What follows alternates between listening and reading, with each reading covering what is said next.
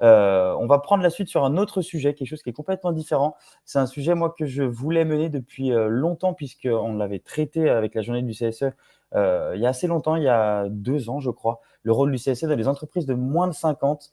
Je sais, hein, vous le savez sûrement, hein, vous êtes même peut-être, c'est votre quotidien, employé ou alors dirigeant d'une entreprise TPE, PME de moins de 50 salariés. Quelles sont les obligations du CSE? Est-ce que vous êtes concerné par un budget? Comment vous devez préparer les élections ou non? Quels sont les membres? Il y a plein de questions qu'on peut se poser. Et on s'est dit, avec la journée du CSE, on va faire appel à un expert. C'est mieux. Organisme de formation Formose, hein, donc organisme de CSE, formation CSE agréé. On fait appel à un formateur de formateurs. Donc, vous l'avez peut-être déjà croisé, d'ailleurs, dans des formations éventuellement en distanciel, en présentiel, partout en France. Mais voilà, j'accueille aujourd'hui Jihad Daman qui va pouvoir traiter, répondre à toutes vos questions sur le rôle du CSE dans une entreprise de moins de 50. Bonjour Jihad.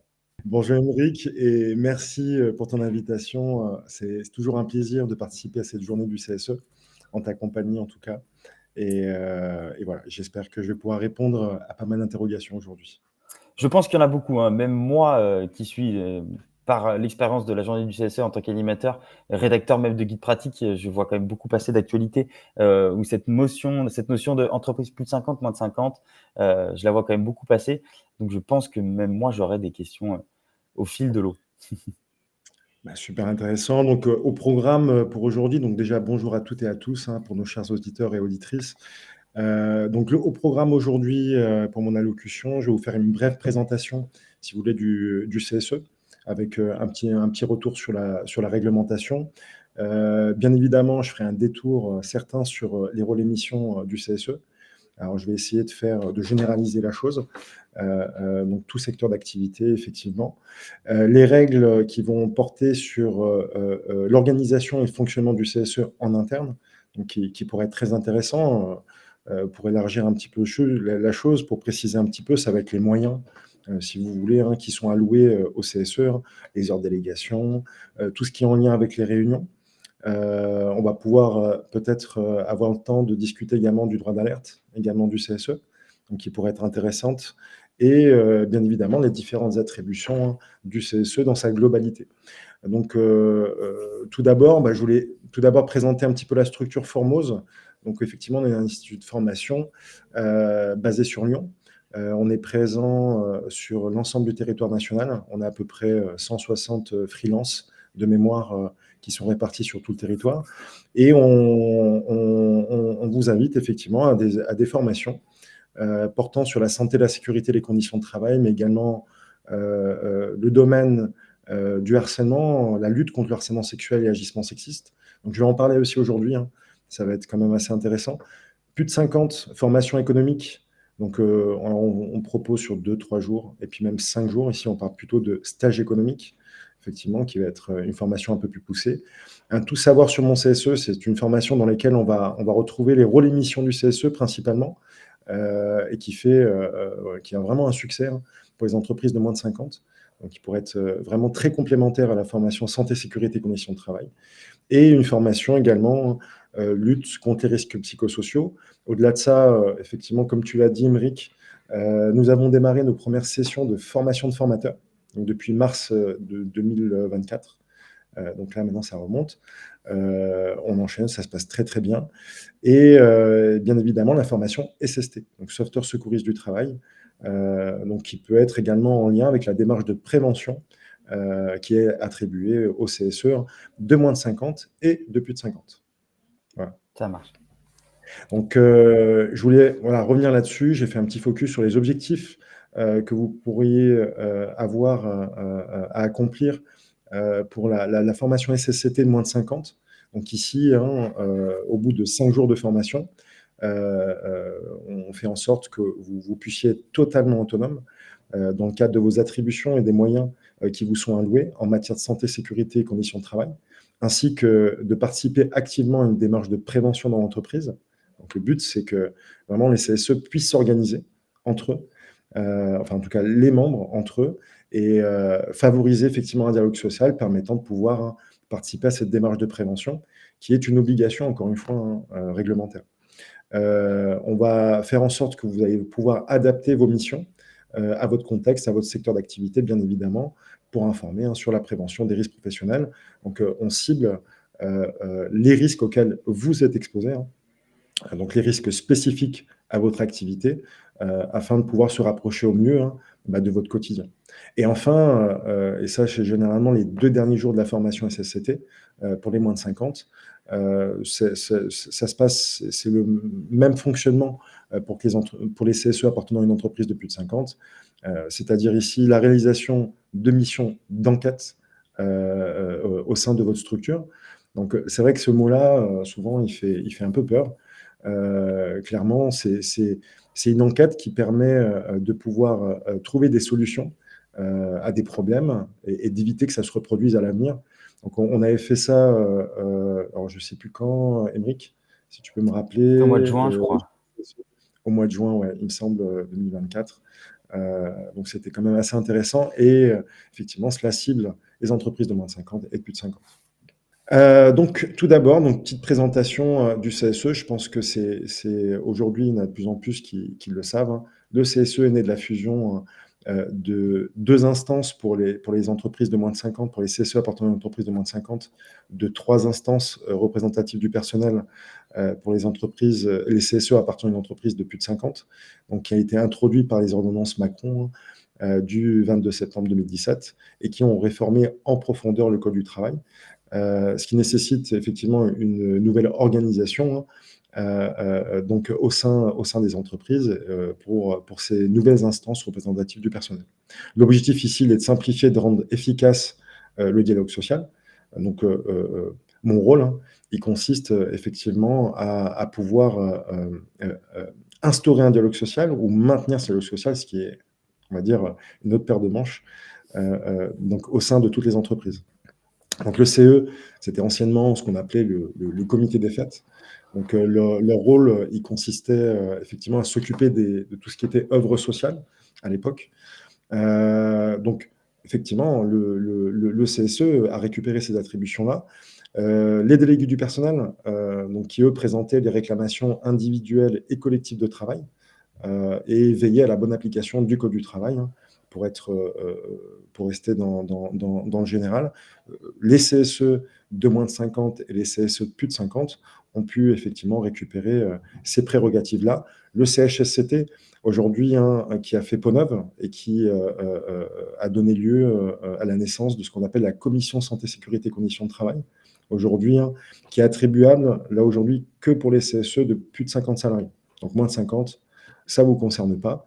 Néanmoins, il va falloir que vous puissiez quand même avoir une participation active dans la démarche de prévention dans l'entreprise. Donc ici, donc depuis effectivement le 1er janvier 2020, aujourd'hui, il y a une obligation pour toutes les entreprises qui ont atteint la barre symbolique des 11 salariés et qui peuvent justifier d'une stabilité dans l'effectif à plus de 11 salariés pendant au moins 12 mois consécutifs, d'organiser ce qu'on appelle des élections professionnelles qui vont donner lieu à l'élection des membres élus du CSE, donc titulaires et suppléants. Donc, entre 11 et 50 salariés, le CSE ici regroupe le CEDP, c'est ce que je vous disais auparavant. Ici, on parle de CSE de moins de 50, plus de 50 salariés. On parle d'entreprises de plus de 50 et qui va regrouper les 3 instances que je vous ai citées précédemment. Entre 11 et 49 salariés ici, donc votre rôle va essentiellement consister à porter tout en haut de la pyramide de l'entreprise les réclamations individuelles et collectives des salariés. Je reviendrai là-dessus un peu plus en détail dans les slides qui vont suivre. Contribuer au respect de la réglementation dans l'entreprise, donc à la bonne application du Code du travail. Cela va passer par une bonne veille réglementaire, une bonne veille technologique également.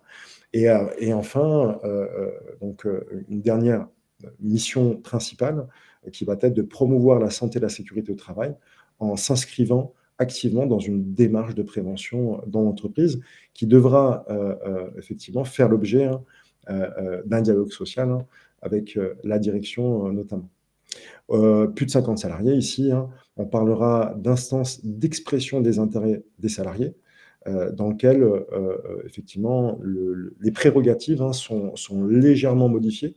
Donc effectivement, il y a un peu plus de liberté dans les entreprises, dans les CSE de plus de 50 salariés, avec notamment, le fait qu'ils aient un vrai rôle consultatif, donc au sein du CSE. Quand je parle de vrai rôle, ils vont pouvoir donner leur avis, hein, sur la situation économique, et financière de l'entreprise, sur les orientations stratégiques de l'entreprise, mais également, hein, sur, tout ce qui est en lien avec la politique sociale, les conditions de travail et de l'emploi. Ce qui n'est pas le cas dans les entreprises, dans les CSE d'entreprises de moins de 50. Donc là, je fais un petit focus donc sur on va dire les 4 principales, missions, du CSE. Tout d'abord, donc, CSE de moins de 50, donc expression individuelle ou collective de travail. Donc, le CSE de moins de 50, hein, sera chargé de la réclamation et des différentes doléances, hein, des salariés, qui devra ensuite faire l'objet, d'une communication, hein, auprès de la direction. Bien évidemment, tout cela en réunion CSE. Donc une présentation, de ces réclamations à l'employeur. Heu, ce qui était intéressant ici, lorsque j'ai rédigé, donc ce document pour la journée du CSE, c'était également de vous donner, donc un visuel sur, qui est concerné, par ces réclamations. Souvent, les CSE pensent que, il s'agit ici que des salariés appartenant à l'effectif de l'entreprise.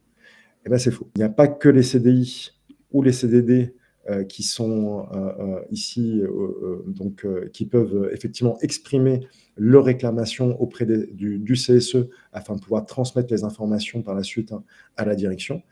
Vous avez également des salariés d'entreprises extérieures, notamment les intérimaires, qui pourront également saisir le CSE, en cas, pourquoi pas, hein, de réclamation, qu'elle soit individuelle ou collective. Cela peut concerner l'égalité des salaires, cela peut concerner également les seuils conventionnels, entre autres. Donc, pour résumer, la délégation du CSE moins de 50 veille à ce que le code du travail, hein, soit bien appliqué. Donc, ici, souvent, Aymeric, je conseille au CSE également, d'être aidé, par une assistance juridique. Ouais. Et Formose propose, également, hein, un service d'accompagnement juridique, hein, donc complet, qui veille à ce que vous puissiez, hein, donc facilement, remplir, cette prérogative-là. Pas forcément par la complexité, même si, ça peut être le cas, mais aussi parce que c'est régulièrement mis à jour. Heu, les textes de loi, l'accompagnement réglementaire, elle est régulièrement, en fait, modifié et on peut ne peut-être aussi passer à côté ou ne pas être assez bien informé. Donc c'est aussi, la raison pour laquelle l'accompagnement juridique peut être une solution, ouais. C'est cela, ouais, effectivement. Donc 2e volet, ce qui est intéressant également, qui fait partie d'une des missions les plus importantes des CSE appartenant à des entreprises de moins de 50. Il s'agit ici, hein, du volet SSCT, hein, ou santé, sécurité, conditions de travail. Donc ici, la délégation du CSE de moins de 50, hein, contribue à promouvoir cette santé, cette sécurité et l'amélioration des conditions de travail dans l'entreprise. Alors comment? Donc ça, c'est une très bonne question. À travers la réalisation d'enquêtes. Donc, comme je dis souvent en formation, on ne va pas attendre qu'un accident de travail ait lieu avant de pouvoir mener une enquête, afin de pouvoir comprendre ce qui s'est passé pour pas que ça se reproduise à l'avenir. Le but, hein, c'est vraiment de pouvoir, instaurer, une certaine démarche de prévention primaire au sein de l'entreprise. Donc en amont, de l'accident, en amont de la maladie professionnelle également. Donc on revient effectivement, hein, sur tous ces sujets-là en formation. Le droit d'alerte, il s'agit ici, hein, nul autre qu'une saisie, hein, de l'employeur officiel. Donc s'il existe ici une atteinte aux droits des personnes, à leur santé physique, à leur santé mentale, et ou aux libertés individuelles dans l'entreprise qui ne seraient pas justifiées par la nature de la tâche à accomplir, ni proportionnées au but recherché, le CSE peut saisir l'employeur à travers ce qu'on appelle l'exercice de leur droit d'alerte. Donc c'est vrai qu'on rentre vraiment dans les détails, en formation. On fait, également, beaucoup de cas concrets, pour que les stagiaires, hein, puissent être complètement autonomes, hein, sur ce droit-là, qui est important. Ici, je vous ai mis quelques petits exemples. Donc, ça peut être des faits de harcèlement, donc, sexuel ou moral. sachant qu'il existe 2 définitions du harcèlement sexuel, une définition du harcèlement moral. Tout cela, on le voit en formation. Ça peut être également tout ce qui est en lien avec les agissements sexistes, les propos sexistes également. Donc, la liste n'est pas exhaustive ici. Toute mesure discriminatoire en matière d'embauche, de rémunération, de formation, de reclassement, d'affectation, de classification, de qualification, de promotion, de mutation, de renouvellement de contrat, de sanctions ou licenciement, tout cela peut faire l'objet effectivement de l'exercice du droit d'alerte du CSE s'il est saisi par la personne qui est victime d'un de ces exemples d'atteinte. L'employeur, lui, va procéder sans délai à une enquête, donc avec le membre de la délégation du personnel du CSE, et prend les dispositions nécessaires pour remédier à ces situations. Donc oui, L'idée, c'est pas de trouver la faute, l'idée, c'était plus exactement, effectivement d'aller déterminer, les cas, réellement ce qui s'était passé, quoi. C'est ça? exactement. En fait, le CSE, il faut bien comprendre une chose, c'est qu'il a une obligation de confidentialité. Il a une obligation de neutralité. Donc son Mmh. but, il n'est pas de chercher un coupable lorsqu'il va mener une enquête conjointement avec la direction. Il va surtout et avant tout essayer de recueillir des faits qui vont lui permettre d'être complètement objectif sur la situation, comprendre ce qui s'est passé pour pas que ça se reproduise à l'avenir, et bien évidemment être force de proposition auprès de la direction afin de pouvoir apporter des moyens. Ça peut être des moyens organisationnels, ça peut être des moyens techniques, mais également des moyens humains permettant d'éviter que la situation ne se reproduise à l'avenir. Mmh. Donc c'est un rôle très très important. Il est nécessaire d'ailleurs pour pouvoir accomplir cette mission-là précise d'instaurer un vrai dialogue social avec la direction. Donc c'est important. Je le vois parfois dans certaines entreprises de moins de 50, la réalisation d'enquêtes. Alors, on parle de réalisation d'enquêtes conjointes, mais elles sont faites plutôt en parallèle.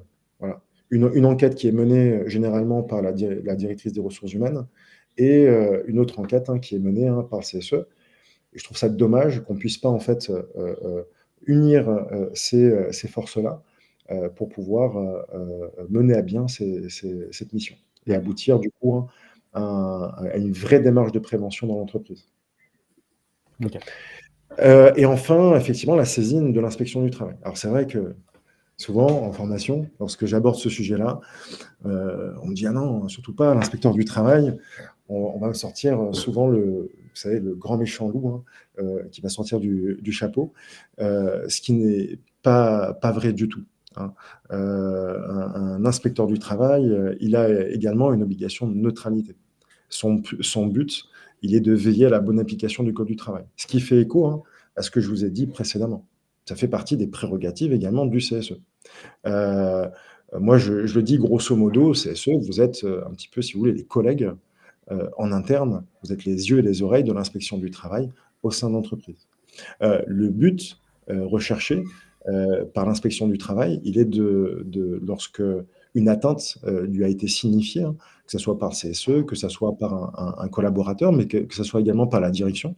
J'ai aujourd'hui beaucoup d'employeurs qui saisissent également l'inspection du travail afin de pouvoir bénéficier d'un accompagnement individualisé. Donc ça, c'est quand même assez intéressant. C'est ce que je dis souvent à certains dirigeants également. Je leur dis, voilà, ne voyez pas l'inspection du travail comme un grand méchant loup, voyez-le un peu comme un contrôleur de train. Vous n'avez pas eu le temps d'acheter votre billet à la gare, vous rentrez directement dans le train, par une démarche, une démarche volontaire, vous allez à la rencontre du contrôleur de train pour lui signifier votre situation. Vous n'avez pas acheté de billet, vous n'avez pas eu le temps. Il va vous vendre le billet je veux dire, sans majoration tarifaire. Par contre, si vous commencez à avoir une autre démarche, essayez de vous cacher, vous dissimuler, on ne va pas s'étonner que vous ayez une prune, une amende. Ça marche de la même manière. L'inspection du travail est là pour accompagner les entreprises afin qu'elles puissent revenir, entre guillemets, sur le droit chemin. Okay. Le CSE est là également pour aider l'employeur à ce qu'il puisse se conformer à la législation et la réglementation en vigueur. Donc, pour la composition du CSE en réunion, on va avoir du coup l'employeur qui est nul autre que le président. Donc, on va voir un petit peu ensemble, je vais vous parler brièvement effectivement de son rôle, et la délégation du personnel. Et quand on parle de délégation du personnel ici, on va plutôt préciser les membres titulaires du CSE. Donc le ou les membres.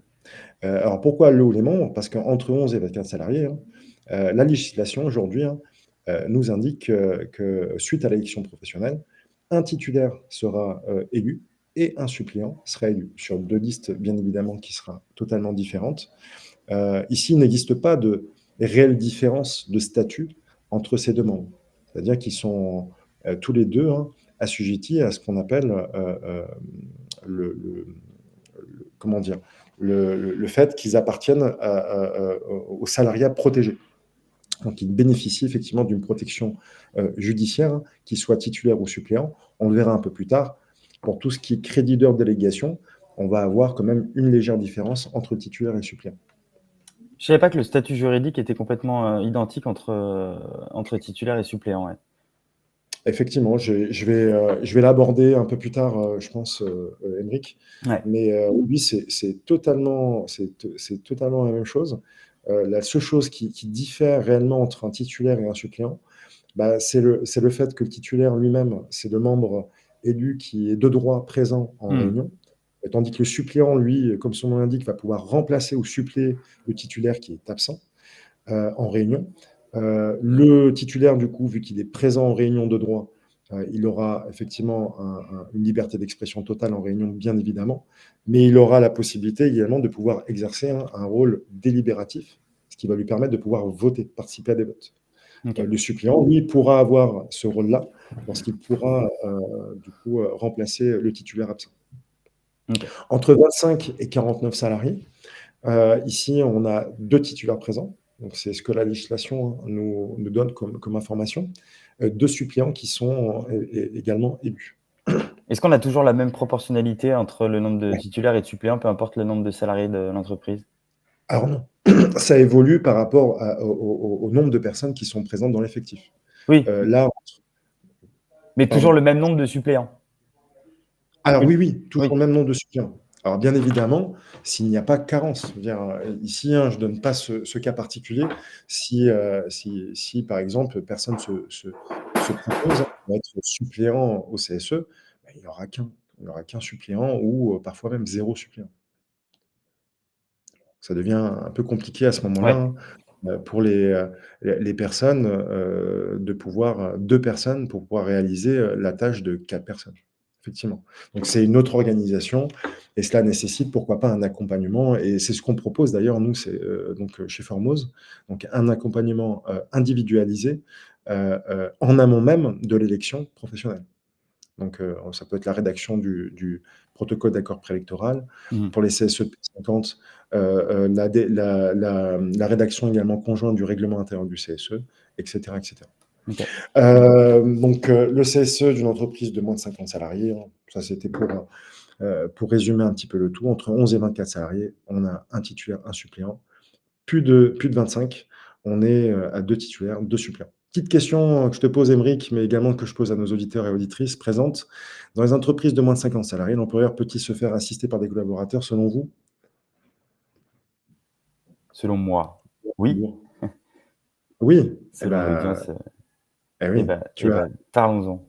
tu as tout à fait raison. Donc l'employeur, effectivement, comme son nom l'indique, lui, ne peut refuser le titre honorifique de président. Donc il doit être présent, hein, je vais un peu plus en parler un petit peu plus tard. S'il est absent, il peut néanmoins, être représenté par un collaborateur qui l'aura dûment mandaté, bien évidemment. Mais au-delà de ça, il pourra également se faire assister par des collaborateurs lui permettant de pouvoir donner des détails sur, de répondre de manière plus précise aux interrogations qui ont été formulées, par les membres titulaires du CSE. Mmh. OK? Ce qu'il faut par contre, comprendre, c'est qu'il existe ici une règle, c'est que le nombre de collaborateurs présents, plus, la présence effective du président, ne peuvent, dépasser le nombre, de titulaires présents. Donc, qu'est-ce que ça veut dire en gros? Si, j'appartiens à un CSE appartenant à un effectif de entre 25 et 49 salariés, donc là je reviens sur la slide d'avant, on avait dit 2 titulaires, 2 suppléants. Du coup, le président ne pourra être assisté que par un collaborateur max. Il ne pourra pas dépasser ce nombre de collaborateurs. Ça pourrait être intéressant, par exemple, de pouvoir, avoir comme collaborateur, je sais pas, le l'ADRH, afin de pouvoir répondre plus précisément à des questions, portant, pourquoi pas sur la gestion de la paye, portant, sur, la convention collective ou autre. Donc heu, Mmh. donc voilà. OK, très clair. Donc dans les entreprises de moins de 50 salariés, il n'y a pas de représentants syndicaux au CSE, de bureaux composés d'un secrétaire et d'un trésorier, comme on peut le voir dans les CSE de plus de 50 salariés. Donc, il n'y a pas cette organisation-là. De commissions, ça peut être des commissions santé, sécurité, conditions de travail, qu'on peut retrouver dans les entreprises de plus de 50. C'est des commissions formation, des commissions loisirs, ça peut être des commissions économiques et autres. Il y a commissions vacances, etc. Donc c'est assez intéressant. Effectivement, la législation permet aux CSE de plus de 50 de pouvoir s'organiser à travers des commissions, leur permettant de pouvoir faciliter des missions bien spécifiques. Donc ça, Est-ce que c'est le CSE, même si tu as dit qu'il n'y a pas de commission, est-ce que le CSE d'une entreprise de moins de 50 peut décider de créer sa propre commission, CSSCT, par exemple? Alors, vous vous organisez comme vous voulez. Ouais. Vous n'allez pas l'appeler la commission santé, sécurité, conditions de travail. Pourquoi? Parce que, par la suite, lorsque vous avez, par exemple, une commission santé, sécurité, conditions de travail, il y a une obligation pour l'employeur d'organiser également des réunions spécifiques, pour cette commission. Donc, mais je veux dire, le CSE peut s'organiser comme il en a envie. Les rôles, c'est ce que je dis souvent, c'est très, très important de pouvoir s'organiser en interne, de savoir quel rôle, est-ce qu'on va, s'attribuer, au sein de ce au sein du CSE et en tout cas qui appartient au panel, d'attribution, des rôles et missions du CSE de moins de 50. Je le dis souvent, essayer de prendre en compte les envies de chacun, essayer de prendre en compte également les compétences de chacun. Il y a peut-être des personnes qui sont plus à l'aise à l'oral qu'à l'écrit. Donc, on va plutôt privilégier ces personnes-là pour des discussions à l'oral avec la direction, avec les salariés. Ils vont être le porte-parole, entre guillemets, oraux de ces personnes-là. Si une personne est moins à l'aise à l'oral et plus à l'aise à l'écrit, bah, ça va être la personne désignée, tout à fait compétente pour rédiger les différents mails ou des rapports à transmettre à la direction ou aux salariés. OK. Donc voilà, on prend en compte les envies et surtout les compétences. L'employeur est membre de droit du CSE et il en est le président. Alors il ne peut refuser, hein, ce titre honorifique. Donc c'est bien un titre honorifique. C'est vrai que souvent, on peut croire que le président, du coup, il a tous les pouvoirs. Bah, c'est faux. Lui, sa présence est obligatoire, à toutes les réunions, du CSE. Il peut, néanmoins être représenté un salarié, de la boîte qui l'aura dûment mandaté. Donc ça, c'est important de pouvoir, rédiger ce mandat et pouvoir présenter également en réunion CSE. Au-delà de ça, l'employeur, il a comme rôle, hein, il est chargé, de veiller à la bonne application du code du travail. Comme pour les membres du CSE, il est là, il est garant de la bonne organisation, des réunions. Il est garant également de la liberté d'expression totale de l'ensemble des membres du CSE qui sont présents en réunion. Il est garant également, hein, de l'efficacité de l'instauration du dialogue social, au sein de l'entreprise. Donc son but, hein, c'est de faciliter les échanges. Son but, c'est de veiller à ce que le CSE ait tous les moyens lui permettant de pouvoir remplir ses rôles et missions. Et Mmh. ça, c'est très, très important vu que, dans les CSE de moins de 50, le CSE moins de 50, lui, ne gère pas son patrimoine. Il ne bénéficie pas, hein, de budget de fonctionnement, de budget ASC ou activités sociales et culturelles lui permettant d'être, complètement autonome sur les dépenses, sur des projets, qu'il pourrait entreprendre. Donc là, à ce moment-là, effectivement, le CSE pourra faire des demandes auprès, du président et ça, on va le voir un peu plus tard. Deuxième petite question, est-il obligatoire d'avoir un référent harcèlement dans les entreprises de moins de 50 salariés? Ça, donc les questions, en fait, ce sont des questions récurrentes que j'ai de pas mal de CSE de moins de 50. Donc à ton avis, Aymeric?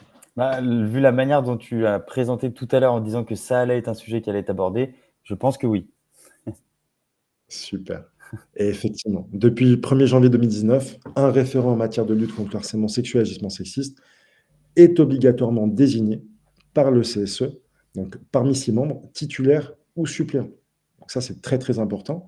Donc c'est sous la forme d'une résolution, donc il y a un donc il y a un vote qui va être, établi en réunion, et la personne désignée, hein, sera la personne qui aura obtenu, hein, donc la majorité des suffrages, exprimés. On verra un tout petit peu plus tard son rôle, au référent qui est très spécifique. Tu as une question, Ulrich? Ouais, ouais, j'avais une question. En fait, du coup, ça veut dire que la nomination et le vote du référentiellement se fait uniquement après les élections. Une personne ne peut pas se présenter, conjointement, à une liste électorale uniquement pour avoir le rôle de référentiellement. C'est pas possible? Non, D'accord. non, c'est une bonne idée, mais Ouais, en tout cas, non, non, c'est généralement, ce vote, il a lieu, lors de la première réunion après l'élection. d'accord. OK. Donc après l'élection, première réunion du CSE, on organise un vote. Généralement, c'est un vote à main levée. Donc il y a 2 différents types de votes, hein, à main levée, bulletin secret. Généralement, c'est à main levée. Un référent en matière de lutte contre le harcèlement sexuel et agissement sexiste doit être nommé, hein, dans tous les CSE, peu importe le secteur d'activité auquel appartient l'entreprise et surtout, peu importe la taille de l'effectif de l'entreprise. Donc cela concerne également, hein, les CSE de moins de 50. Donc c'est le CSE, hein, qui devra ainsi désigner, parmi ses membres, donc ce référent. Alors juste pour info, qui peut participer, au vote? Seulement les membres, du CSE. Donc le président ne peut, participer au vote, hein, pour la désignation, hein, de ce référent. Ce qui n'est pas le cas de la désignation du secrétaire ou du trésorier, par exemple pour les CSE de plus de 50, où là, il peut participer activement au vote. Voilà. Et dans une entreprise, entre 11 et 24 où un seul membre, un seul suppléant, il y a un seul vote? Généralement, voilà, D'accord. ouais, effectivement, c'est comme ça que ça se passe, ouais. OK. Donc il sera nommé effectivement pendant toute la durée du mandat. Donc on verra. Donc la législation en vigueur ici, hein, nous préconise un mandat allant, courant jusqu'à 4 ans. Heu mais néanmoins, par certaines dispositions, on va pouvoir essentiellement abaisser, hein, cette durée de mandat. Vous voyez, de OK. 2 ans jusqu'à 4 ans. Donc il aura le droit également à la formation nécessaire à l'exercice de ses missions, financée intégralement par l'employeur sous certaines conditions. Donc on devra effectivement trouver un accord, avec l'employeur, présentiel, la modalité de formation. Est-ce que ça va être, du présentiel, du distanciel? Nous, à Formose, en tout cas, on veille à ce que le choix, effectivement, des CSE, hein, soit respecté, hein. Donc modalité, soit en intra, soit en inter-entreprise, donc directement chez le client ou donc organisé dans une salle de réunion, dans nos locaux, par exemple, à Lyon, à Paris ou dans d'autres villes. Et vraiment la formation, aujourd'hui, on la propose sur 1 jour, mais également sur 2 jours. OK. Voilà. Est-ce que tu as la Donc possibilité de voir la question à l'écran? oui, merci Carilla pour ta question. Le référent peut être un simple salarié? Alors le référent, ça va être un membre élu du CSE, obligatoirement pour les CSE appartenant à une entreprise de moins de 50 salariés. À partir de 250 salariés, par contre, donc il y a encore un peu de marge, effectivement, un référent doit être désigné, mais cette fois-ci côté entreprise. Donc pas un membre élu du CSE, mais plutôt côté entreprise. D'accord. Donc, dans les entreprises de plus de 250, on pourra dire qu'il y a au moins 2 référents, dans l'entreprise. Un référent nommé au CSE, un référent désigné au sein de l'entreprise. OK. De manière générale, ce référent, il se charge de surveiller, les situations de harcèlement sexuel ainsi que les agissements sexuels au sein de son entreprise. Alors quand je parlais de surveillance ici, on va parler de démarches de prévention. Donc son rôle va consister à orienter, à informer et à accompagner les salariés, dans la différenciation des différents types d'agissements sexistes, parce qu'il y a différents types, hein, d'agissements sexistes, hein. Le sexisme bienveillant, ça peut être également, le sexisme, hostile, mais également, hein, tout ce qui est en lien avec le harcèlement sexuel, hein. donc harcèlement sexuel qui va dans une catégorie concerner un fait unique, et dans une autre catégorie va concerner des faits répétés. Donc tout ça, on l'aborde en formation. Moi, je vous mets en situation avec des exercices d'application assez concrets, donc très très proche de la réalité. Le but ici, encore une fois, et là on revient sur la neutralité effectivement des missions qui sont allouées aux membres du CSE, parce qu'un référent reste tout de même un membre du CSE, c'est de comprendre ce qui s'est passé pour pas que ça se reproduise à l'avenir, sans émettre de jugement, Mmh. sans émettre d'avis, sans avoir en fait, si tu veux, une partie subjective qui va prendre le pas sur l'objectivité que devrait avoir un membre du CSE. Ouais.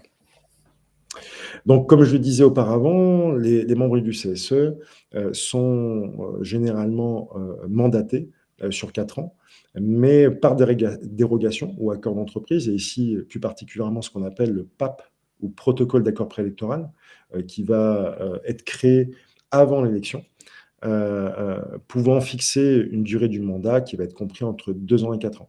Alors ça m'est déjà arrivé, par exemple, dans un CSE de moins de 50 salariés, dont le turnover était de à peu près 2 ans en moyenne.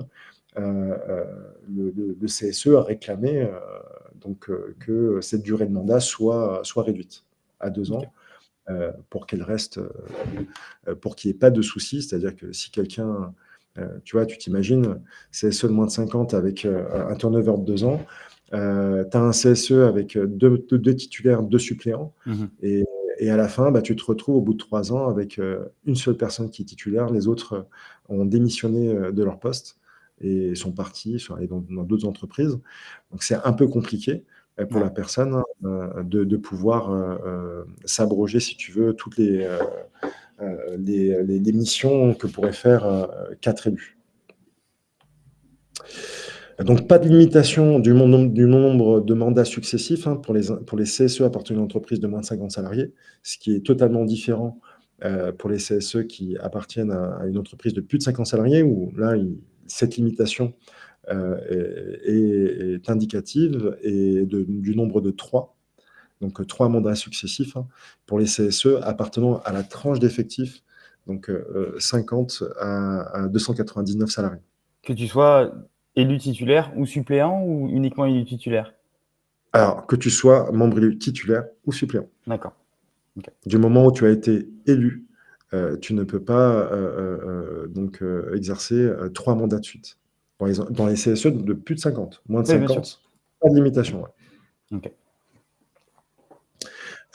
D'ailleurs, pas de renouvellement du CSE en cas de baisse d'effectifs. Ça, c'est une question qu'on me pose assez souvent. Donc, à l'expiration du mandat, l'instance ne sera pas renouvelée si l'effectif de l'entreprise est resté en dessous de 11 salariés pendant au moins 12 mois consécutifs. Si ce n'est pas le cas, l'instance, bien évidemment, est renouvelée. Mais tu vois, ça m'est déjà arrivé, CSE de moins de 50, donc à 11 salariés, Mmh. ils arrivaient à justifier effectivement d'une stabilité dans l'effectif de plus de 11 salariés pendant au moins 12 mois consécutifs. Malheureusement, au bout des 4 ans, cet effectif s'est abaissé de 2 salariés, donc ils étaient à peu près 9 salariés à l'époque.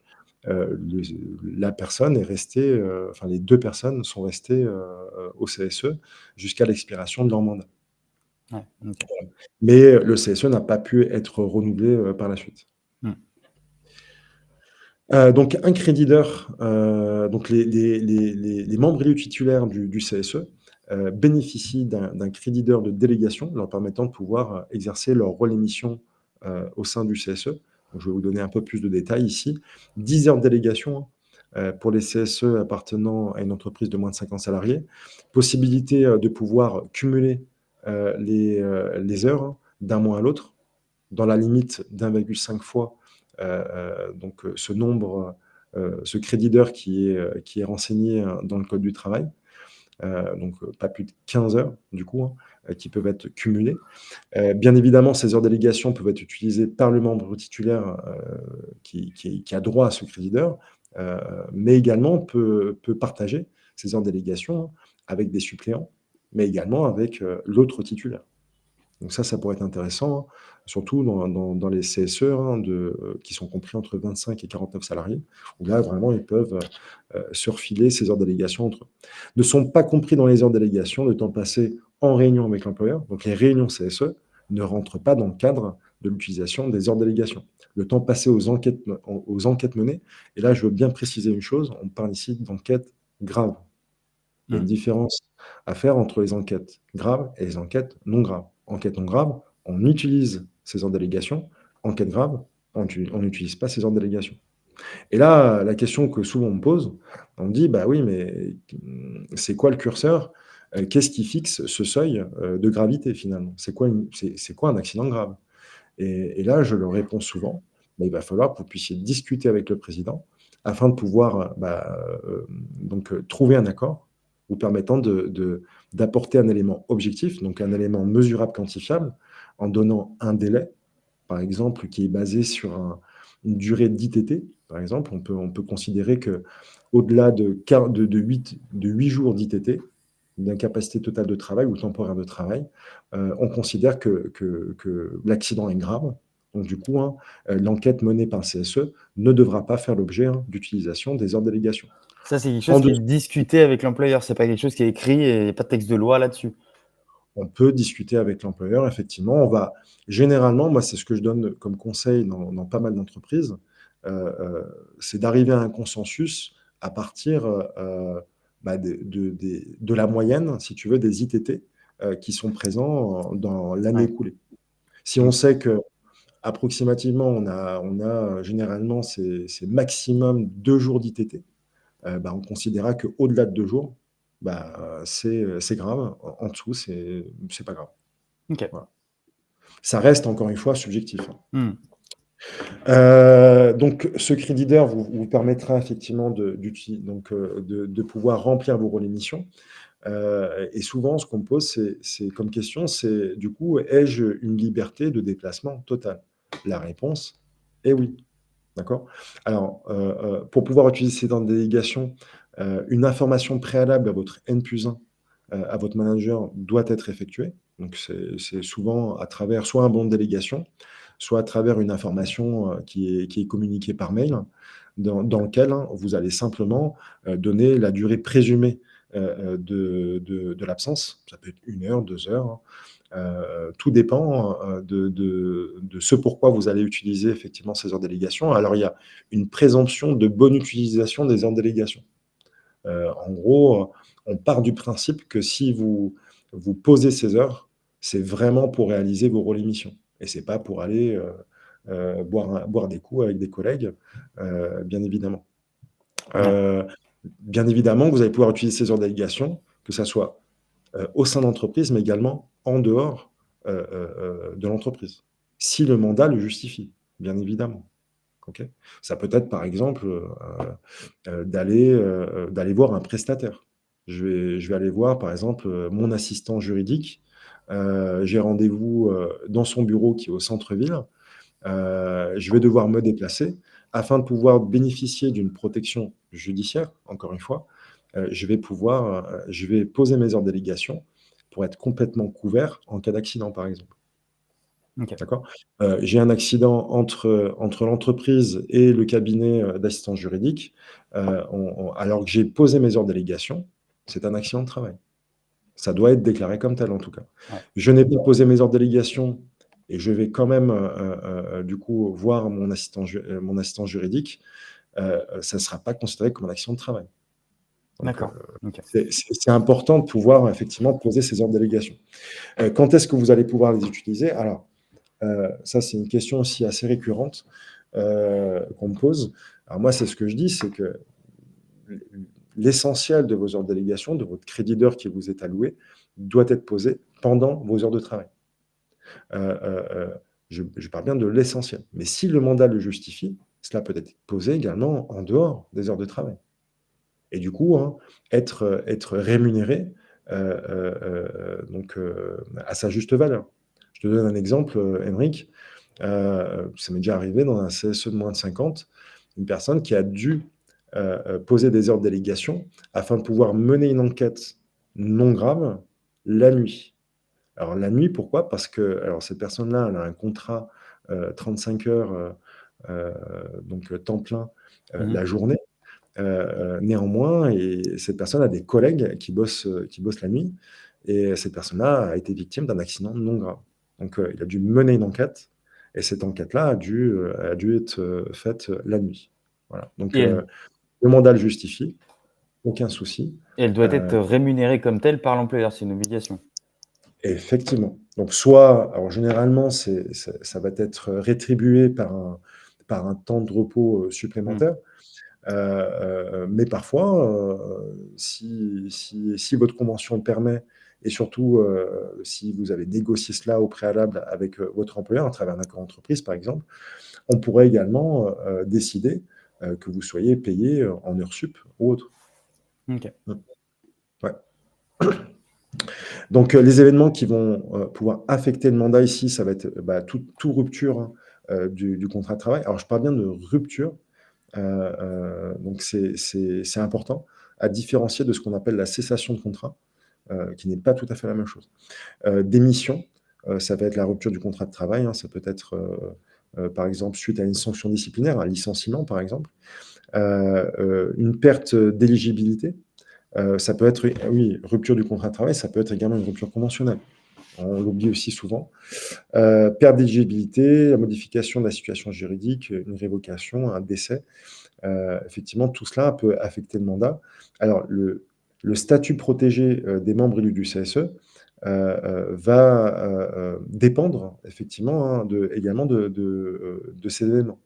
C'est-à-dire que, en cas de démission, il est obligatoire que le président, transmette l'information à l'inspection du travail qui va mener une enquête, pour vérifier, hein, de, la recevabilité, hein, d'une telle rupture de contrat.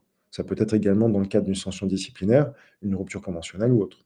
Voilà. Ça peut être des modifications, également des éléments essentiels du contrat, aussi, hein, qui peuvent, être pris en compte.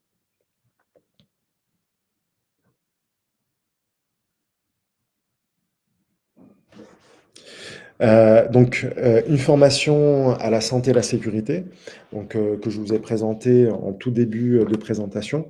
Ici, hein, qui vont avoir pour objectif de promouvoir la santé, la sécurité et les conditions de travail. Heu, des moyens vous permettant de pouvoir améliorer les conditions de travail, de vos collaborateurs, mais également de vous-même. Favoriser au développement de mesures de prévention, donc une démarche de prévention active dans l'entreprise. Étudier des projets, de l'entreprise en termes de santé sécurité. Donc, faire appel également, pourquoi pas à des personnes prestataires, permettant de pouvoir répondre au mieux au challenge, qui va être, proposé, par l'employeur ou par les salariés eux-mêmes. Donc ça pourrait être aussi intéressant. Donc on en parle effectivement dans la formation santé sécurité. 5 jours pour les primo-élus, 3 jours, hein, pour les personnes en recyclage. Depuis le 1er avril 2022, il est, obligatoire, pour tous les membres élus du CSE, qu'ils soient titulaires et ou suppléants, primo-élus, d'être présents pendant 5 jours en formation. Alors c'est pas forcément 5 jours, de suite sur une semaine. Ça peut être fait autrement, hein, soit en 2 plus 3 jours ou soit en 3 plus 2 jours. Donc 3 jours, de face à face pédagogique, puis ensuite, un petit temps de pause et enfin 2 jours. OK. Les moyens de communication avec l'ensemble des salariés, donc ça aussi, c'est une question qui m'est souvent, posée. Donc un local et du matériel, pouvant, faciliter effectivement l'exercice de vos rôles et missions en tant que membre du CSE. Donc, qui va vous permettre de pouvoir préparer, les listes de réclamations, qu'elles soient individuelles ou collectives. Préparer, des consultations, afin de pouvoir, rédiger un avis motivé, par exemple, suite à une question, qui vous est posée, par l'employeur, pourquoi pas. Se réunir, hein, tout simplement, pouvoir échanger entre nous, entre membres titulaires et suppléants et s'entretenir avec un salarié, lorsqu'il va vous présenter, pourquoi pas, ses réclamations individuelles ou collectives. Ce qui va permettre de pouvoir, garantir également aux salariés, une certaine confidentialité, lors des enquêtes. Donc ça, c'est très, très important d'avoir un lieu neutre, si vous voulez, vous permettant de pouvoir, mener, hein, ces enquêtes. Donc, l'employeur, doit vous fournir un local. Alors souvent on me dit: «Oui, mais bon, on a des locaux qui sont quand même assez petits, on n'a pas forcément de place pour que le CSE ait un local attitré». Alors c'est pas une obligation d'avoir un local attitré CSE. Donc néanmoins, il doit vous donner la possibilité, d'avoir à disposition, une salle de réunion dans laquelle vous avez une priorité dans la réservation, par exemple. Donc ça c'est important. S'il ne vous donne pas de lieu vous permettant de pouvoir, exercer vos rôles et missions, cela peut être considéré aux yeux de la loi comme un délit d'entrave qui peut être, également punissable, hein, d'une amende de 7 500 €, mais également, hein, pourquoi pas parfois dans certains cas, de conséquences, pénales. Donc ça peut aller jusqu'à la prison. Bon, c'est extrêmement rare, mais ça existe. Voilà. Est-ce que le local peut L'organis être, donné par l'employeur et peut-être donné en dehors de l'entreprise? Alors oui, bien sûr. Qui Alors nécessite il un temps de doit trajet, je sais pas si tu alors vois? il Ouais. voilà, le problème, c'est qu'il doit du coup garantir, si tu veux, une certaine, la préservation de la santé, de la sécurité et les conditions de travail, hein, de l'ensemble des personnes qui vont se rendre dans ces salles de réunion. Donc c'est pas forcément ce que je conseillerais. C'est pas ce que je conseillerais.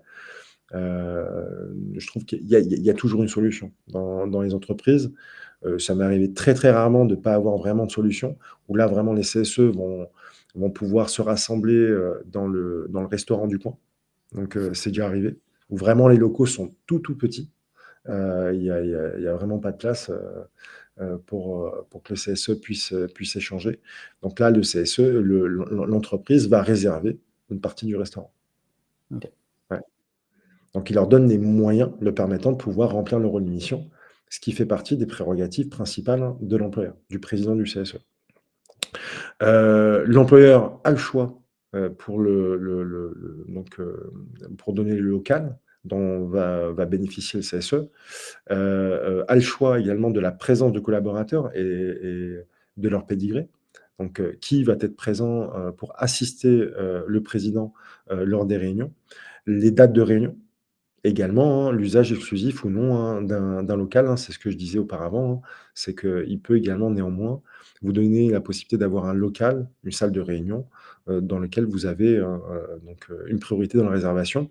Alors pour la date de réunion, ce qui est important aussi, c'est que le président et le CSE puissent convenir de dates annuelles. Donc souvent, on a un calendrier pour l'organisation des réunions, en tout cas l'organisation temporelle des réunions, l'employeur devra respecter, hein, ce calendrier-là, bien évidemment. OK. Donc, un local, c'est au minimum, et ça c'est complètement évident, mais des chaises, une table, une armoire, ça peut être un ordinateur également pour pouvoir, échanger, communiquer avec les salariés, mais également avec des prestataires externes et bien évidemment, pourquoi pas un accès à internet. Donc ça, c'est important. On parlera de l'intranet un peu plus tard. Le local doit être, utilisé, conforme à l'objet, de la mission. Donc, heu, donc clairement, ici, le CSE ne va pouvoir réaliser que ses rôles et missions, en tant que CSE dans ce local s'il est, effectivement, présenté ainsi par le président. Peut servir également aux réunions de direction, s'il ne s'agit pas ici d'un local à usage non exclusif, du CSE, sans gêner bien évidemment le fonctionnement de l'institution. C'est-à-dire que le CSE a toujours une priorité, heu, dans la réservation de cette salle. Ce local doit être libre pendant les heures d'ouverture de l'entreprise. Cela contribue également à, au fait que l'employeur, se met en conformité avec la loi en termes de liberté de circulation. J'en parlais, tout à l'heure. C'est-à-dire que, bah, la porte doit être ouverte. Ça a l'air bête comme ça, mais si elle est fermée à clé, donc soit le CSE a la clé, possède la clé, ou soit le président va désigner quelqu'un, qui devra avoir comme mission d'ouvrir et de fermer la porte. Voilà. Ça c'est important. Une obligation également de respecter les impératifs de sécurité fixés par l'employeur. Donc ça peut être, tout ce qui est en lien avec la sécurité incendie, et cetera, et cetera.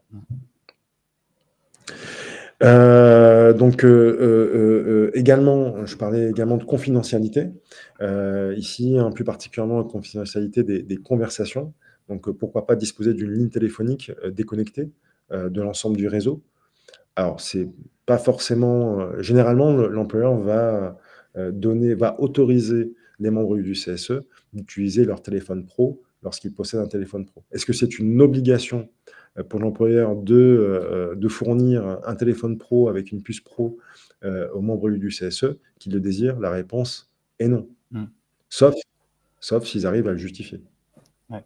Donc, qui ne tente rien n'a rien. Il faut pouvoir apporter la preuve que ce moyen-là est nécessaire dans l'exercice de leur rôle et mission. Pour autant, il n'est pas possible d'aller intercepter les communications entre, des membres, élus du CSE? Bah, ça va être très, très compliqué, Ouais. de le faire. Peut-être, à travers, la voie du mailing. Effectivement, j'ai déjà entendu des cas de détournement effectivement de mails. C'est extrêmement rare. Et généralement, ce que je vais préconiser moi au CSE, c'est de pouvoir, pourquoi pas, créer un mail générique, donc un Gmail, hein, tout simplement, heu, donc qui n'est pas en lien avec, effectivement le réseau de la boîte. Mais si tous les élus sont pas présents au même endroit et qu'ils font par exemple un Teams, il est absolument interdit d'aller pouvoir récupérer l'enregistrement du Teams? Normalement, oui. Après, rien ne leur empêche, hein, de pouvoir, faire un Teams, un Teams avec leur, pourquoi pas avec, d'autres mails, hein. Un mail, qui sera effectivement qui ne sera pas en lien avec leur mail, Ouais, qui ne sera pas rattaché à leur mail pro. OK. Ouais. Un panneau d'affichage, cela fait également partie des moyens élémentaires, hein, j'ai envie de dire, des membres du CSE. Donc ce qui est important à retenir ici, concrètement, c'est que les panneaux d'affichage ils doivent être, situés dans des endroits stratégiques. Bah, souvent, je retrouve aussi, sur le terrain, des panneaux d'affichage qui sont mal placés, parfois derrière une porte. Donc, je ne sais pas si vraiment, les salariés vont être, au courant, de ce qui se passe, dans leur entreprise ainsi. Donc, c'est important d'avoir un nombre de panneaux, pouvant, être suffisant afin de pouvoir informer l'ensemble des salariés de la boîte. C'est-à-dire que si on a une partie, je sais pas moi, tertiaire, une partie prod, dans la même entreprise, bah, ce qui serait intéressant, c'est d'avoir au moins 2 panneaux, quoi. Mmh. Donc, souvent, les personnes qui sont à la prod vont rarement dans les bureaux et vice versa. Et donc c'est important que les informations qui sont contenues dans ces panneaux, puissent parler au plus grand nombre, hein. Donc cela concerne l'ensemble des salariés de la boîte, peu importe, leur statut, hein, qu'ils soient cadres ou non cadres. Ça aussi, c'est important. Les membres du CSE représentent l'ensemble des salariés de la boîte. OK? OK. Donc on peut retrouver, donc des informations relatives au droit du travail.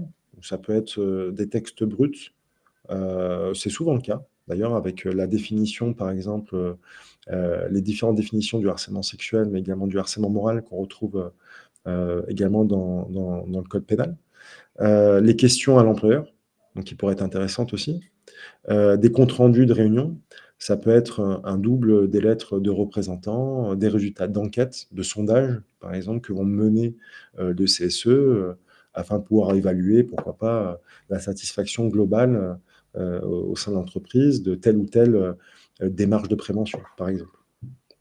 OK. Donc, c'est vraiment un moyen de communication et totalement transparent à travers ce moyen de communication. OK. C'est la mission du CSE. Donc, une absence de contrôle préalable du chef d'entreprise. Donc les CSE ne sont pas tenus de transmettre au préalable au chef d'entreprise un exemplaire de leur communication, ça c'est important. Pour la distribution de tracts, ça aussi on me pose la question, c'est pour ça que je l'ai rajouté ici. Donc une pratique qui est admise lorsque le contenu n'excède pas le cadre des fonctions des représentants du personnel. Donc on ne peut pas dire non plus ce qu'on veut. Donc c'est important de mesurer, et de pouvoir, de mesurer ce qu'on va dire, et de préparer les choses en amont avant de pouvoir, distribuer des tracts. Bon, c'est souvent le cas, hein, Mmh. vraiment, c'est souvent le cas. Et enfin, une utilisation d'intranet, qui va pouvoir, être effective si et seulement si l'employeur, vous autorise à pouvoir utiliser cet intranet. D'accord? Donc ça, c'est important aussi, pour tout moyen, hein, d'ailleurs, hein, c'est-à-dire que j'ai à disposition un ordinateur professionnel dans le cadre de mes missions en tant que salarié de l'entreprise. Je ne suis pas forcément autorisé à pouvoir utiliser ce moyen-là, pour pouvoir réaliser mes rôles et missions. Donc je Mmh. dois demander quand même, tout de même, l'autorisation préalable de l'employeur. OK. Une absence de disposition légale sur les réunions d'information des salariés, donc l'organisation de réunions d'information du personnel peut être autorisée par l'employeur. S'il y a aucun accord avec l'employeur, une mise à pied d'une journée. Donc c'est important encore une fois, d'instaurer ce dialogue social s'il n'existe pas ou de le maintenir s'il existe déjà. Aucune sanction si un délégué du personnel, hein, donc ici un membre du CSE, réunit les salariés dans son atelier pour leur faire part des revendications insatisfaites. Donc ça peut être, un échange, mais très bref, un retour, par exemple, d'une réunion. Donc c'est pas forcément dérangeant. Ouais. Voilà. Mais toujours partir du principe que avant de réaliser, toute action, il faudra au préalable avoir l'autorisation, du président du CSE. Important. OK. Et pourquoi pas en faire la demande en réunion.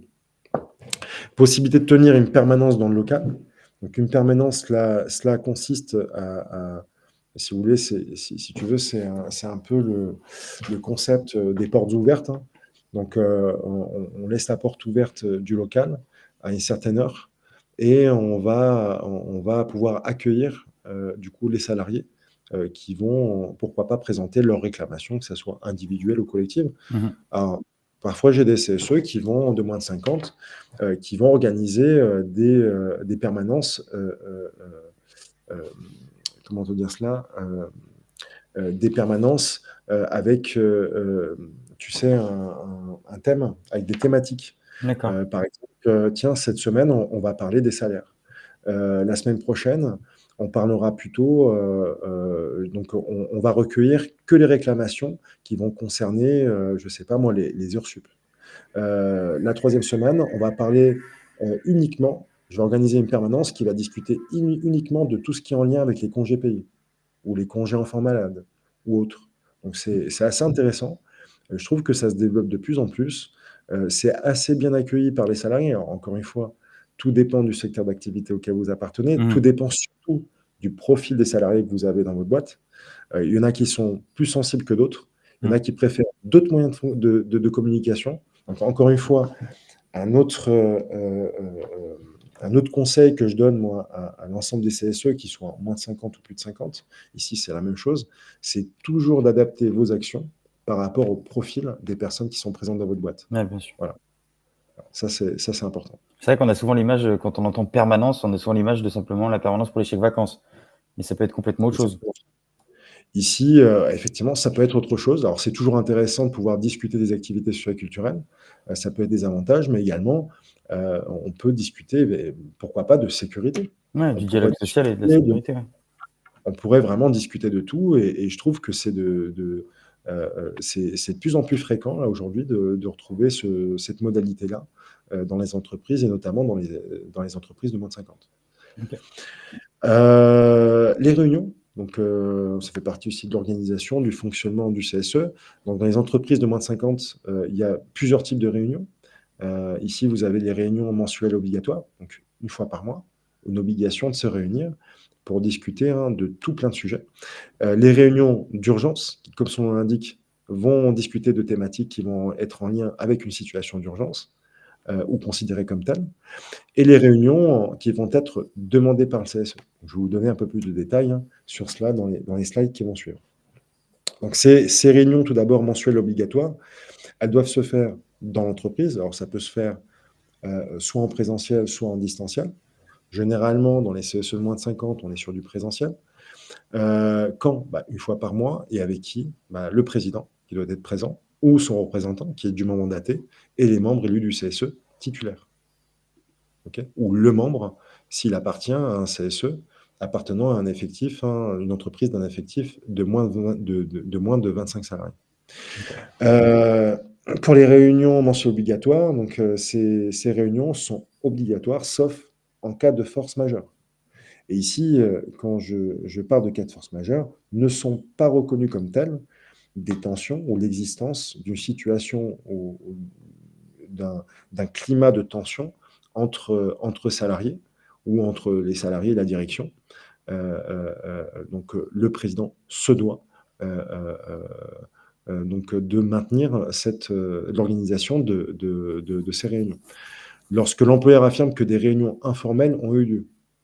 Donc en gros, j'ai déjà discuté, je pense, de cela avec l'ensemble des collaborateurs de la boîte. Donc il n'est pas intéressant ici, hein, d'organiser une réunion ou de maintenir la réunion.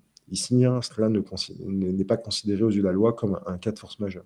Ou l'arrêt maladie, hein, du chef d'établissement. Donc ici, il pourra être représenté donc, par une personne dûment mandatée par le président. Et d'ailleurs, ce représentant-là donc, aura les mêmes prérogatives du Mhm. président. Donc, c'est-à-dire qu'il se doit d'avoir les compétences, donc la neutralité auquel le président a le droit, mais également a le devoir plutôt, mais également il se doit d'avoir le pouvoir lui permettant de pouvoir, vous savez, prendre des décisions à la place du président. Ouais. C'est-à-dire que si le CSE pose une question, que cette question a bien été écrite, on verra un peu plus tard que ça a une importance, et que le représentant ou la représentante évite la question en disant bah, écoute, pour pouvoir répondre à ta question, il faut d'abord que je récolte la réponse du président qui est absent. Cela peut être considéré au vu de la loi comme un délit d'entrave. Donc Ok. c'est très très important que cette personne-là ait ce pouvoir-là de décision en réunion à la place, hein, du président. Donc des réunions d'urgence, donc ça peut être en cas de conflit, problème de sécurité qui porte sur la sécurité ou en cas de litige, une situation de danger grave et imminent, par exemple, ou de risque grave pour la santé mentale et ou physique d'au moins un ou une salarié, le CSE peut réclamer l'organisation d'une réunion d'urgence. Ok. Exemple, j'ai eu un CSE qui a été, enfin une entreprise qui a été victime d'une inondation. Donc le CSE a exercé effectivement son droit d'alerte, ce qui a débouché à l'organisation d'une réunion d'urgence Ok. qui va permettre de pouvoir donner les tenants et les aboutissants au président, lui permettant de pouvoir prendre la meilleure des décisions possibles, hein, afin de préserver la santé mentale et physique, hein, de l'ensemble des collaborateurs. Et des réunions également sur demande des membres du CSE, donc qui peuvent être demandées individuellement ou par service. Quand je dis par service, c'est donc de manière complètement collégiale, donc une équipe par exemple. Lorsque le CSE fait des réclamations et que celles-ci ont besoin d'être étudiées par le CA, donc là aussi, hein, le CSE peut demander donc, en amont donc, une réunion ou en aval suite à une décision qui a été prise par le CA, Ouais. par le conseil d'administration, avant qu'elle soit appliquée sur le terrain. Les représentants ne peuvent exiger d'être reçus immédiatement s'il n'y a aucune urgence, donc d'où la nécessité pour les membres du CSE d'être clairs dans leurs propos et surtout de justifier du pourquoi il est nécessaire de pouvoir se réunir. Donc ça, c'est très, très important. Il est contre-productif, hein, de forcer la main à qui que ce soit, hein. Le but ici, hein, c'est que vous puissiez vous exprimer, mais que vous sachiez pourquoi il est nécessaire de se réunir Mm. et pourquoi est-ce qu'on doit se réunir maintenant et pourquoi pas après. Ouais. Les représentants doivent faire part de leurs revendications dans le CAN, donc c'est souvent le conseil que je donne ici en formation. Ok. Bon. Donc, à l'instar de l'organisation et le fonctionnement des CSE de plus de 50, ici, hein, les convocations aux réunions du CSE n'existent pas. Donc, il y a une absence de dispositif, hein, pour la convocation des membres, hein. Donc, les membres du CSE doivent remettre une note écrite, hein, simple à l'employeur. Les personnes qui devant être convoquées aux réunions, hein, ici, hein, vont être les suivants, donc les membres titulaires du CSE, des suppléants, dans le cas où ils devraient assurer un remplacement. Ok. Donc on va pouvoir, dans cette note écrite, hein, indiquer qui va être présent, du coup, en réunion. Les convocations doivent être envoyées combien de temps à l'avance, avant le tenue de la réunion?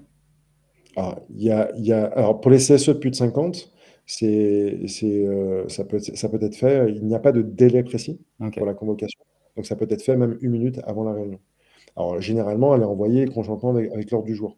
Ici, pour les CSE de moins de 50, il n'existe pas de convocation. OK. Donc c'est une note écrite, qui doit être, remise à l'employeur et on verra le délai un peu plus tard.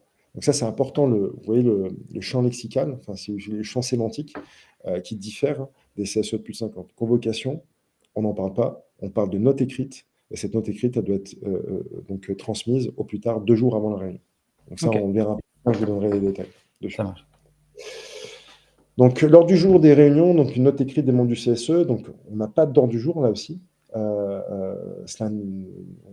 ne va pas l'appeler comme ça en tout cas, mais elle aura, si tu veux, un peu le même rôle, quoi, la même prérogative, cette note-là. Dans la logique des choses, hein, pour les autres réunions, hein, l'ordre du jour est constitué par le contenu de la demande de réunion des membres du CSE. Donc là aussi, à travers cette note écrite. Pour les réunions mensuelles, hein, il n'y a rien qui n'est prévu, mais il est nécessaire que l'employeur en rédige un.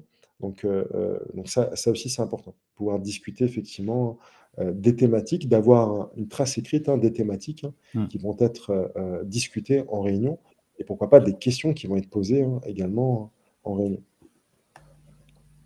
Donc, on a donc tous les participants à la réunion du CSE, on a les membres titulaires du CSE et on a le président qui peut être assisté par au moins un collaborateur lorsque l'entreprise dépasse les 24 salariés.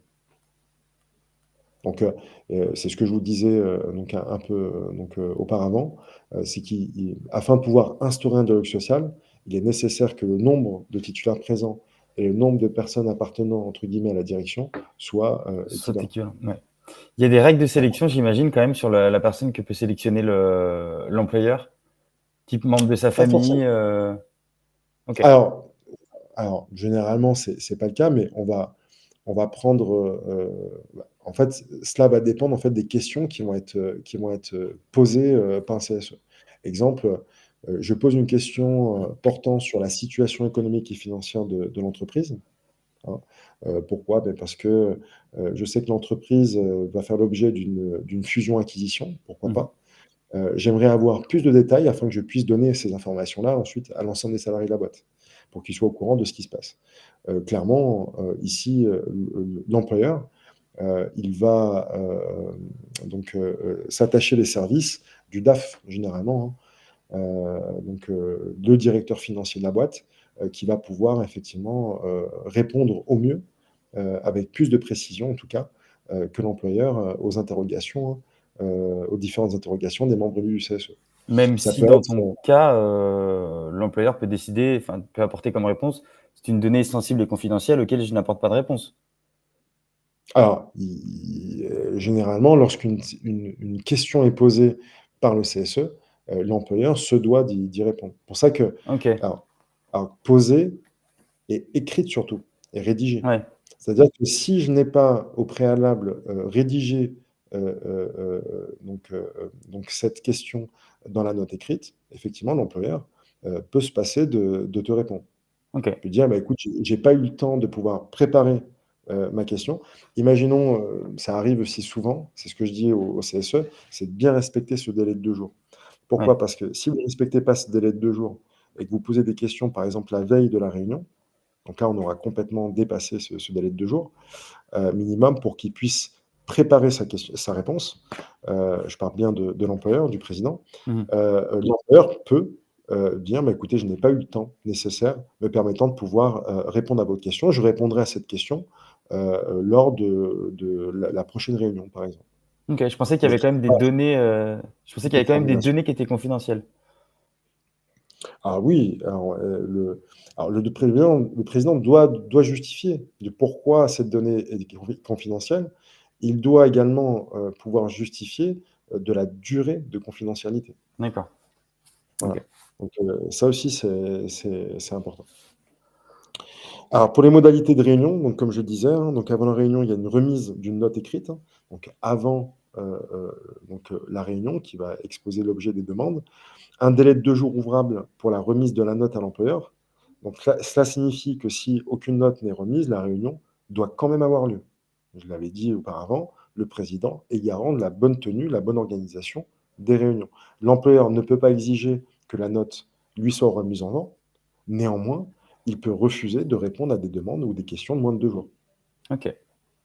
Donc, il est nécessaire pour le CSE d'être, si vous voulez, préparé, donc d'avoir, mis sur papier, toutes les questions, hein, qu'il veut poser. OK. Sachant qu'il n'existe pas de limite temporelle, Ouais. à la réunion. On n'a pas 1 heure de réunion ou 2 heures de réunion. Tout dépend de la situation, tout dépend du contexte. Heu, voilà, on va prendre des questions, une par une, en tout cas. Mais pour toute question écrite, une réponse est attendue. OK. Donc là, cette réponse de l'employeur, elle doit être motivée et écrite concernant les demandes qui ont été faites. L'employeur dispose ici, hein, d'un délai de 6 jours à compter de la réunion. Donc pour qu'un employeur réponde aux questions, il faut qu'elle respecte les formes et le délai qui est imposé par la loi, ce qui exclut les questions qui n'en étaient Ouais. pas, les questions distinctes de l'ordre du jour. Qu'est-ce que ça veut dire les questions qui n'en étaient pas? C'est-à-dire, soyez précis, dans les questions que vous allez poser, que vous allez écrire dans cette note écrite. C'est ce que je dis souvent au CSE lorsque je lis, par exemple, leurs ordres du jour pour les CSE de plus de 50, mais également, leurs notes écrites, pour les CSE de moins de 50. C'est que souvent les questions sont beaucoup trop floues et approximatives. Elles ne sont pas assez précises. Je je je dis souvent: «Soyez beaucoup plus objectifs, évitez les questions compliquées, restez dans la simplicité». Vraiment, le but, il est également d'aider l'employeur, enfin, si vous voulez, de lui faciliter la tâche, lui donner la possibilité de pouvoir s'exprimer également de manière la plus précise possible. Donc, plus ma question est précise, plus ma réponse devra être précise également. Ouais, mais j'imagine que c'est quand même dur à arbitrer entre définir que la question est floue et n'est pas assez précise et ensuite du côté de l'employeur, quand il est toujours, dans cette optique de dire: «C la question n'est pas assez précise, j'attends plus de précision pour y répondre». Mais j'imagine qu'il y a un arbitrage qui peut être des fois dur à trouver entre, pas le fautif, mais, quel est le lien qui permet pas de répondre à la question, quoi? Alors moi, je me retiens depuis tout à l'heure, Aymeric, mais en fait, ça, on le voit en formation. Ouais, Effectivement, on a un chapitre, alloué, heu, donc dans tout ce qui concerne la communication du CSE auprès des instances dirigeantes. mmh, C'est extrêmement important. J'incite également les CSE à participer à des formations en com. C'est très, très OK, important. Si tu veux, c'est le socle, du dialogue social, hein. Donc une communication non violente, une communication qui va dans les intérêts, des salariés, mais également les intérêts de l'entreprise, donc de la direction. Le CSE, lui, il est là pour, si tu veux, apporter un équilibre. Il ne doit pas avoir de parti pris. Il n'est pas là, pour défendre les intérêts des salariés contre la direction ou, défendre les intérêts de la direction, contre les intérêts des salariés. Il est OK, là pour vraiment apporter, un consensus, dans l'entreprise et un équilibre. OK. La visioconférence, je vous disais que les réunions peuvent être, assistées en visio, donc en distanciel. Donc il est autorisé en cas d'accord avec l'employeur et le CSE. Autorisé en cas de force majeure, hein, notamment, ce qu'on a vécu, donc en 2020 avec le Covid, hein. Mmh. Donc sans limitation, bien évidemment, sans accord. Possibilité de recourir à la messagerie instantanée si la visioconférence est impossible. Un décret fixe les modalités de réunion en visioconférence. Ici, hein, il faut bien comprendre une chose, c'est que, les membres du CSE et également le président, hein, sont limités, hein, à 3 visioconférences par an. D'accord. Heu heu, effectivement, donc 3 visioconférences par an. Au-delà de ces 3 visioconférences, cela pourrait être considéré aux yeux de la loi comme un délit d'entrave. Donc il est nécessaire de trouver un accord entre le CSE et la direction. Généralement, on a des accords tacites, hein, on va Mmh. rester sur l'oral, il y a aucun problème, moi, du moment où vous arrivez à vous entendre avec votre direction, là-dessus, il y a aucun problème. OK. Interdiction d'inciter les salariés à ne pas saisir le CSE en cas de problème. Je suis victime, je sais pas moi, de harcèlement moral, l'employeur doit tout mettre en œuvre pour faire en sorte que le salarié victime puisse informer le plus rapidement possible son membre élu du CSE. OK? Donc ça, c'est important. C'est-à-dire qu'il y a une procédure qui doit avoir lieu et être mis en évidence, hein, donc dans l'entreprise. En cas de recours à une procédure parallèle par l'employeur, cela pourrait être considéré comme un délit d'entrave.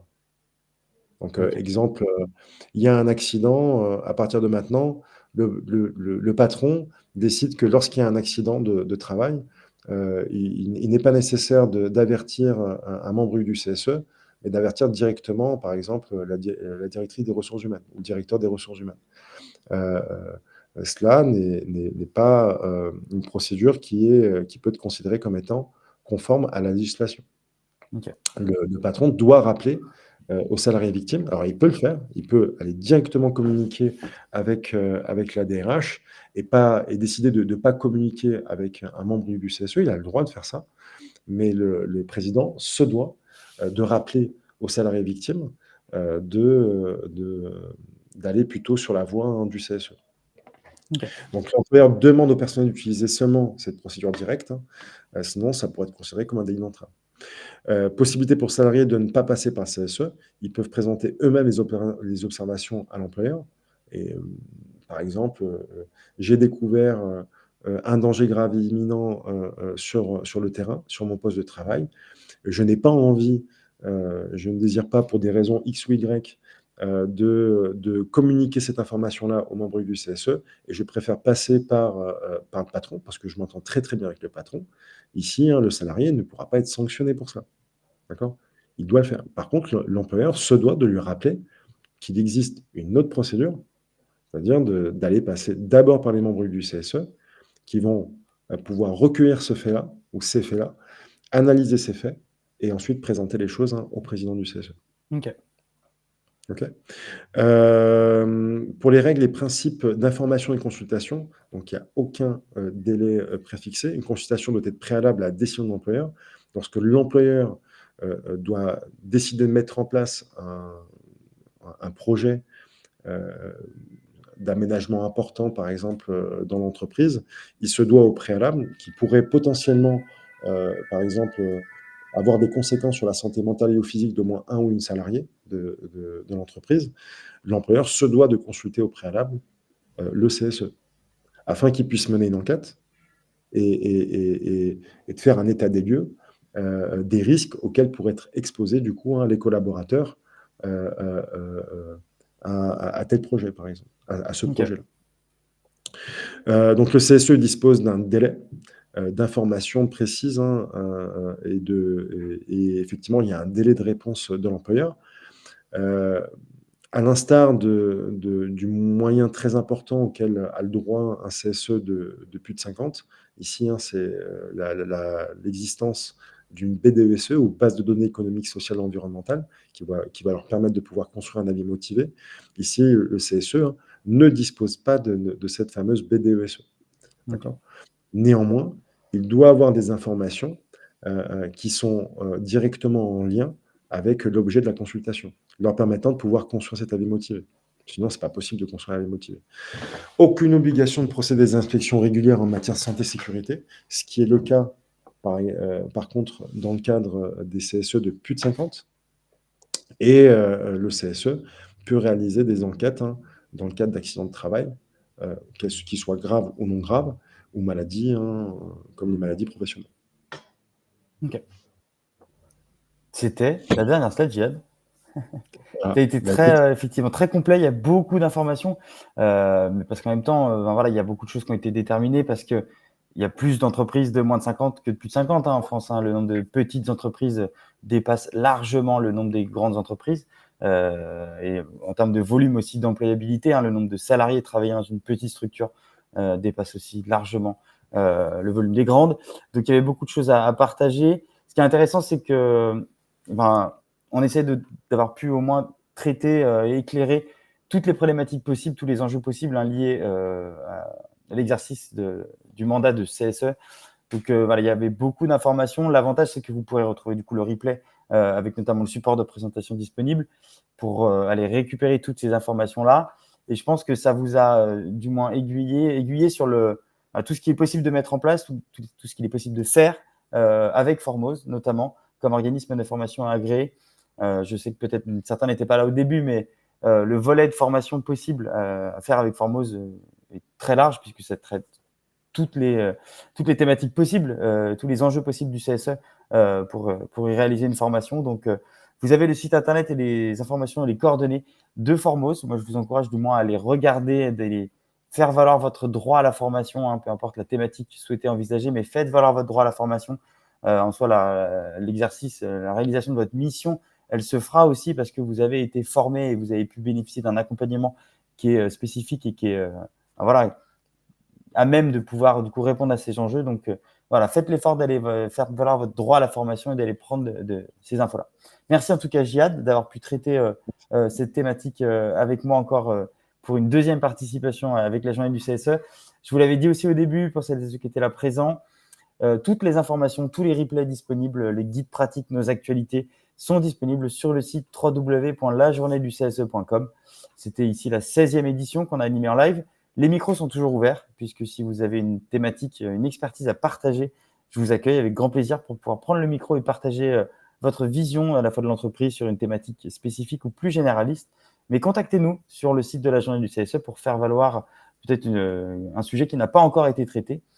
Et enfin, dernière information pour vous, élus, il est possible sur le site de la journée du CSE de faire un appel d'offres, puisque voilà, vous avez toujours plusieurs enjeux qui sont valables tout au long de l'année. Il y a plusieurs besoins, des envies. Nous, on a pu récolter, grâce à toutes les interventions qu'on a pu faire avec la journée du CSE, un fichier d'experts pour pouvoir du coup traiter vos besoins, vos interrogations avec du coup ce module d'appel d'offres qui nous permet du coup de pouvoir comprendre vos enjeux et d'y répondre. Je te laisserai le mot de la fin, Jihad, et je vous souhaite toutes et tous une belle fin de journée et à très bientôt pour la 17e édition. Merci beaucoup. Je voulais déjà te remercier pour ton invitation. C'est toujours un plaisir de participer à cette journée du CSE qui est extrêmement importante. On a eu beaucoup de visibilité lors de la première journée. Ici, pour moi, cette deuxième journée, elle est très, très importante aussi. N'hésitez pas à contacter Formos si vous avez des questions précises, techniques. Je suis toujours, ils auront aucune peine à vous communiquer également mes contacts, hein, téléphoniques, mail. Donc il n'y a aucun souci. Si vous avez des questions, n'hésitez pas à revenir vers nous, des questions précises. On réalise également des programmes sur mesure, donc que ce soit pour les CSE de moins de 50, les CSE de plus de 50. On essaie de répondre au mieux à vos attentes et à vos besoins. Donc, on vous attend avec plaisir. Merci beaucoup, Jihad, et puis à très bientôt. Merci à toi.